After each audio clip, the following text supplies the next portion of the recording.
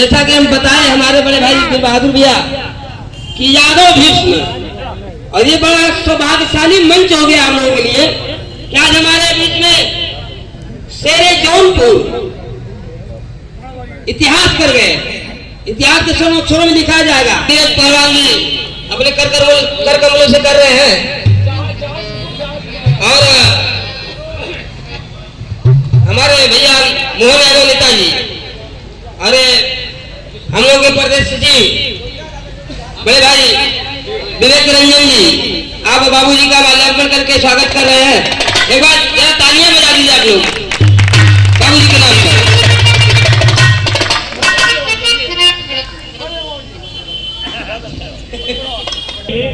और मैं